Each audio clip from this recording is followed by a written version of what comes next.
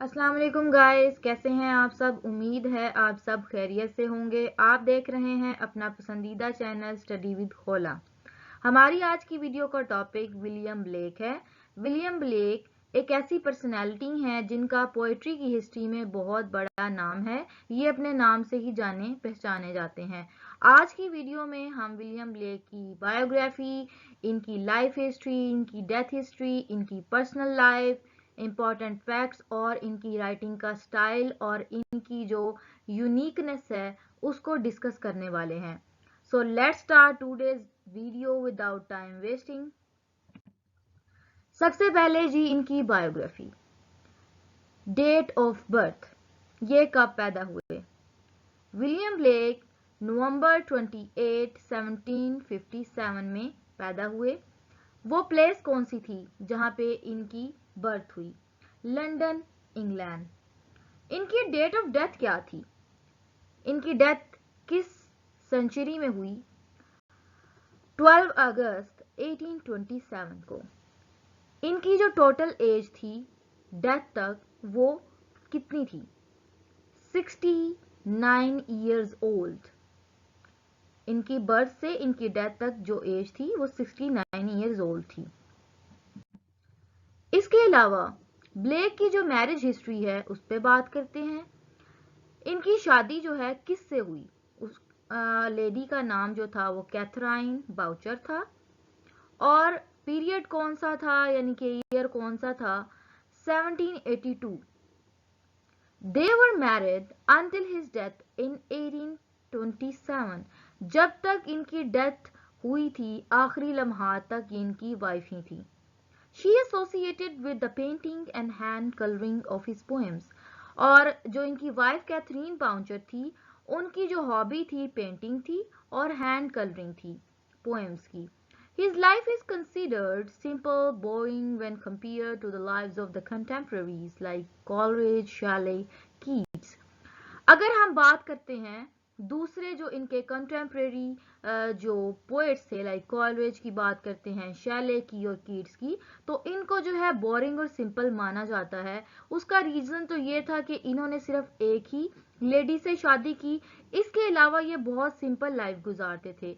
इसके साथ साथ he never travelled anywhere in the world. इसके अलावा इन्होंने कभी ट्रैवलिंग भी नहीं की और जो है एक जगह से दूसरी जगह बहुत कम जाया करते थे। विलियम ब्लेक की जो डेथ हिस्ट्री है उसके बारे में बात करते हैं। Suffered in his last years that sickness to which there is no name. ज्यादातर तो कहा जाता है कि जिस बीमारी में वो मुब्तला थे उसका कोई नेम नहीं है, बट एक अजम्पशन के तौर पर कहा जाता है may be it's biliary cirrhosis, PBC. PBC जो एक डिजीज है ये लीवर की डिजीज है जो उसको साइड इफेक्ट कर देती है, जिसकी वजह से इंसान जो है बीमार हो जाता है। डेथ की रीजन जो है कोई प्रोमिनेंट नहीं बताई गई, बट एक अजम्पशन और एक एविडेंस के तौर पे लाइक ये बोला गया कि शायद इनको पीबीसी थी। Caused by prolong exposure to the fumes produce when acid is applied to copper plates. इनकी कॉपर प्लेट्स को उसने इफेक्ट किया एसिड ने, जिसकी वजह से बहुत ज्यादा अरसे तक बीमार भी रहे। This was one of his methods of engraving. ये इनका एक मेथड था इनग्रेविंग का। अच्छा, विलियम ब्लेक जो हैं उनकी इंटरेस्टिंग बात है कि इनकी जो लाइफ के दो पार्ट हैं। पहले हम देखते हैं अर्ली लाइफ का हिस्सा और फिर जो है अडल्ट लाइफ का हिस्सा।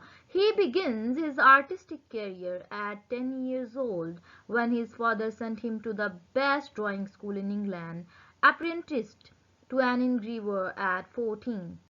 अच्छा, इन्होंने जो अपना आर्टिस्टिक कैरियर जो है 10 साल की उम्र में इन्होंने अपना आर्टिस्टिक कैरियर स्टार्ट किया जब इनके फादर ने इनको एक ड्राइंग स्कूल में भेजा जो कि इंग्लैंड में मौजूद था। अप्रेंटिस कहा जाता है कि जो पर्सन जो है eager to work, interested to fix things on low wages. बहुत ही कम तनख्वाह पे जो इंसान काम करना चाहता है उसको अप्रेंटिस बोला जाता है। और 14 साल की उम्र में इन्होंने इनग्रेवर के तौर पर काम संभाला। इनग्रेवर वो इंसान जो कुंदाकारी करता है, हु सेट डिजाइन और कट डिजाइन, मेटल पे जो इंसान मेटल पे गोल्ड पे डिजाइन जो है कट करता है और बनाता है, कुंदाकारी करना, उसको बोला जाता है। अब इनकी एडल्ट लाइफ के बारे में बात करते हैं। Always worked as an engraver and professional artist. He was very poor, especially later in life. He always felt rich in spirit. William Blake जो हैं, ज़्यादातर इन्होंने काम जो है एक इनग्रेवर के तौर पर किया है और प्रोफेशनल तौर पर ये आर्टिस्ट माने जाते थे। वो अपनी ज़्यादातर ज़िंदगी में पुअर ही थे, गरीब तबके से थे। ही ऑलवेज फेल्ट, लेकिन वो स्पिरिचुअली जो उनका स्पिरिट है वो बहुत ज़्यादा रिच था, बहुत ज़्यादा अमेजिंग और इंटरेस्टिंग था। इंपॉर्टेंट फैक्ट्स जानते हैं विलियम ब्लेक के बारे में। He claimed to see visions of angels, spirits and ghosts of kings and queens. बहुत इंटरेस्टिंग बात है, जैसे कि बच्चे होते हैं छोटे, वियंस ये क्लेम करते थे कि ये वियन देखते हैं। किसके वियन देखते हैं? Dreams, you can say dreams और वियंस, एंजल्स के ड्रीम्स, एंजल के वियंस, फरिश्तों के, स्पिरिट्स के, स्पिरिचुअल पावर्स के, गोस्ट, जिन, किंग्स, बादशाह, क्वींस, मलका वगैरह के, सबके जो है ये वियंस देखते थे। इनको जो फर्स्ट वियन जो है सीन एट एज 4, इन्होंने जो फर्स्ट विजन अपना है 4 साल की उम्र में देखा। जो क्या था? गॉड एट द विंडो पर गॉड को, खुदा को, 4 साल की उम्र में। एक जो मासूम बच्चे की एज होती है 4 इयर्स। एज 9 जो सेकंड विजन इनको आया था वो एज 9 में था, 9 साल की उम्र में। ट्री फिल्ड विद एंजल्स, एक इन्होंने ट्री देखी जो फरिश्तों से भरी पड़ी थी। तो ये जो इनके 2 विजन्स थे, पहला विजन 4 साल की उम्र में और दूसरा जो है 9 साल की उम्र में। More important facts about William Blake. His favorite brother Robert died and came back to William in a vision to teach him an engraving technique. इनके जो फेवरेट पसंदीदा भाई हैं उनका नाम था रॉबर्ट, जो डेथ हो चुकी थी उसकी, और वो आया और उसने उसको विलियम ब्लेक को वियन सिखाया। किस चीज का? Engraving technique. He teach him engraving technique. He saw visions until his death. On his deathbed, burst into song about the things he saw in heaven. इन्होंने अपनी आखिरी जिंदगी डेथ बेड पे भी इनको वियंस नजर आते थे और सारी जिंदगी इन्होंने वियंस देखे हैं और बहुत सी अपनी पोएम्स में इन्होंने इस बात का जिक्र भी किया है और जो इनको हेवन के भी नजर आते थे। अच्छा, अब यहाँ पे आप बहुत से कम लोग जानते हैं कि जो विलियम ब्लेक हैं 2 दफा इनको अरेस्ट किया गया। कैसे और कब और वजह क्या थी? अरेस्टेड ट्विस्ट 1783 में सबसे पहले ये अरेस्ट हुए। He and 2 other artist were arrested and accused of spying, were finally released once it was verified they were not French spies. इनको एक स्पेइंग के तौर पर अरेस्ट किया गया, एक जासूस के तौर पर, इनको और इनके साथ जो हैं 2 आर्टिस्ट को। लेकिन जब ये वेरीफाई किया गया कि ये फ्रेंच के जासूस नहीं हैं तो इनको छोड़ दिया गया। दूसरी बार जब इनको अरेस्ट किया गया 1803 में, 1803 में, put on trial for pushing a soldier out of his garden, allegedly saying damn the king, all the soldiers are slaves.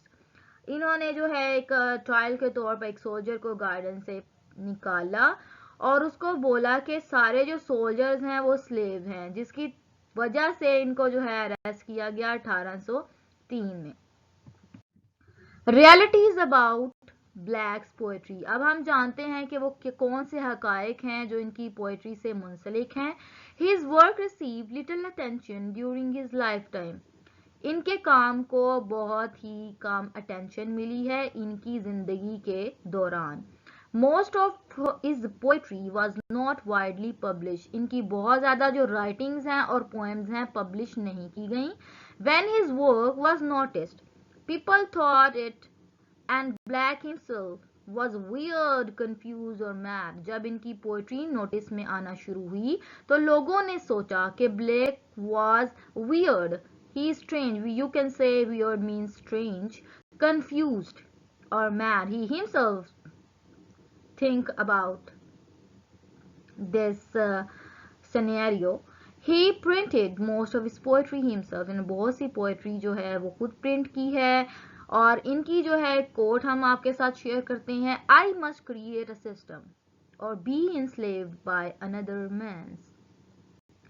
Illustrated most of his poems as well as those of other writers. बहुत सी जो poems हैं इनकी उसकी तशरीहात की गई, जैसे कि दूसरे राइटर्स की भी की गई हैं. Black's romantic tendencies. If we see with our imaginations, we see the infinite. If we see with our reason, we saw only ourselves. इनका मानना और कहना था कि अगर हम अपने imagination से चीज़ों को देखते हैं, if we see with our imaginations, अपने ख्यालात और तसव्वुरात से चीज़ों को देखते हैं, तो चीज़ें हमें infinite नज़र आती हैं. इन्फिनाइट लामहदूद. If we see with our reason, अगर हम अपनी रीजन से देखते हैं तो हम सिर्फ अपने आप को देख सकते हैं. बहुत ही खूबसूरत बात इन्होंने यहाँ पे की है. Believed everything in life, every object, every event was a symbol with a mystical or spiritual meaning. He says कि हर चीज पे बिलीव रखो, every object पे, every event पे, क्योंकि हर चीज जो है एक मिस्टिकल है और स्पिरिचुअल मीनिंग देती है. फॉर एग्जाम्पल, इनकी पोएम्स हैं the lamb, the tiger, a poison. इन्होंने जो इनमें थीम्स डिस्कस किए वो ज्यादातर मिस्टिकल और स्पिरिचुअल ही मीनिंग देते हैं. और इनकी बहुत ज्यादा पोएम्स जो हैं, his poems spoke about against social injustice. Social injustice जो माशरती तौर पर नाइंसाफियां हैं उनके बारे में इन्होंने खुल के बात की है. अगर हम ब्लैक के पॉइंट ऑफ व्यू लिमिटेड की बात करें तो वो कुछ यूं है. Politically, Blake was a rebel, making friends with those radicals. He was the first important romantic poet showing contempt for the rule of reason, opposing the classical tradition of the 18th century and trying the individual's imagination. यहाँ पे बात करते हैं कि William Blake को एक rebel के तौर पर कंसीडर किया जाता था. रेबल बागी, जो किसी चीज को अपोज करता है. A person who oppose the things or ideas of others and he create new things. इनको इम्पोर्टेंट पोएट माना जाता है. उसकी रीजन ये है कि ये सबसे पहले जो पोएट हैं जिन्होंने रूल ऑफ रीजन की बात की, कि रीजन को इन्होंने शो करवाया और इन्होंने जो क्लासिकल ट्रेडिशंस हैं उनकी मुखालफत की 18th सेंचुरी के, और individual imagination.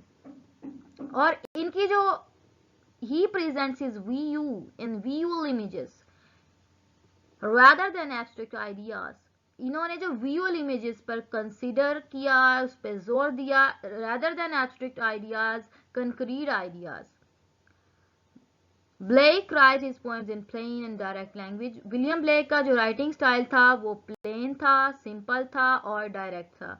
Symbolism in wide range is a distinctive feature of his poetry.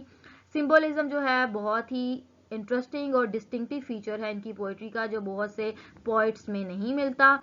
He has also used supernatural element in his poems, something beyond the natural phenomena. जैसे कि हमने पहले डिस्कस किया, ये अपनी पोएम्स में ऐसी बातें करते थे कि जो बियॉन्ड नेचुरल फिनोमेना थी, जिनका हकीकत से दूर दूर तक ताल्लुक नहीं था. इमेजिनेशन पर बहुत ज्यादा जोर देते थे, इमेजिनेशन, सिंबोलिज्म पर, जिसकी एग्जाम्पल इनकी एक पोएम से ली जा सकती है जिसका नेम है chimney sweeper. William Blake poetry has two parts. अगर हम बात करें कि विलियम पोएट्री जो है किस तरह की है, ब्लेक ने दो तरह की पोएट्री लिखी है. एक तो था song of innocence. The song of innocence जो है ये 1789 में, और द सॉन्ग ऑफ एक्सपीरियंस जो है 1794 में. अब इनका कुछ कंपैरिजन कर लेते हैं कि क्या क्या इनमें मुख्तलिफ है सॉन्ग ऑफ इनोसेंस में और सॉन्ग ऑफ एक्सपीरियंस में. सॉन्ग ऑफ इनोसेंस जो है portrays images of children, sheep and lambs. ये जो है कुछ बच्चों के इमेजेस और शीप जो है, उसके अलावा लैम्स के इमेजेस इसमें पोर्ट्रे किए गए हैं. इसके अलावा symbols of the pure state of innocence. ये इनोसेंस की जो है हद तक ये बात गई है, मासूमियत तक, प्योर स्टेट ऑफ इनोसेंस इसमें पाई जाती है. These poems show the optimistic approach of the poet. ठीक है, ये ऑप्टिमिस्टिक अप्रोच जो है पोएट की, इसको लेकर चल रही हैं जो सॉन्ग्स ऑफ इनोसेंस हैं. और सॉन्ग्स ऑफ एक्सपीरियंस जो इनकी पोएट्री है, portrays the challenges to innocence and its corruption, और ये जो इनोसेंस की चैलेंज कर रही है और करप्शन जो पाई गई है उनको चैलेंज कर रही हैं सॉन्ग्स ऑफ एक्सपीरियंस। और सॉन्ग्स ऑफ एक्सपीरियंस बोला जाता है कि ब्लेक्स ओन एक्सपीरियंस ऑफ लाइफ, के ये विलियम ब्लेक के खुद के एक्सपीरियंसेस हैं लाइफ के, जो उन्होंने अपनी पोएट्री में पब्लिश किए हैं। These are more pessimistic and undesirable than the Song of Innocence. अगर इनका कंपैरिजन Song of Innocence से किया जाए तो ये ज़्यादा pessimistic हैं, और जबकि Songs of Innocence जो है optimistic थी। इसके अलावा इनकी कोई डिज़ायर नहीं रही है। आप कह सकते हैं कि Song of Innocence है ये मासूमियत की हद तक हैं, और सॉन्ग्स ऑफ एक्सपीरियंस जब उनको लाइफ का एक्सपीरियंस आया तो उन्होंने अपनी पोएट्री में लिखना स्टार्ट किया, और एक पेसिमिस्टिक सा अप्रोच जो है लाइफ को लेकर उन्होंने अपनी पोएट्री में बयान की। अगर हम बात करें कि विलियम ब्लेक की पोएट्री पढ़ने के बाद कौन से क्वेश्चंस जो हैं माइंड में आते हैं, या कौन से क्वेश्चंस उन्होंने खुद रेज किए हैं ताकि रीडर्स जो हैं उनको कंसीडर करें, तो वो कुछ यूं हैं। His poetry and art reflect his struggle with the big spiritual question. These are 3 in numbers. First, why is there evil? Evil क्यों है? इन्होंने अपनी पोएट्री में ये शो किया why is there evil, और यही अपने जो पढ़ने वालों से ये सवाल करते हैं कि why is there evil. Second, why do evil people sometimes prosper? कि जो evil लोग हैं, ठीक है, evil आप समझते हैं कि नेगेटिव पीपल जिनकी सोच जो है अच्छी नहीं है, why they are so much prosper in life, कि इतने खुशहाल कैसे हैं वो जिंदगी में। why do the innocent suffer, कि innocent जो people हैं why they are suffer with pains, with tensions, with struggles, with challenges of life। इसी के साथ अपनी वीडियो को एंड करते हैं। उम्मीद करते हैं आज की वीडियो जो है आपको बहुत अच्छी लगी होगी। If you like our videos kindly like, share, subscribe and comment below in the comment section. मिलते हैं न्यू वीडियो के साथ। अल्लाह हाफिज।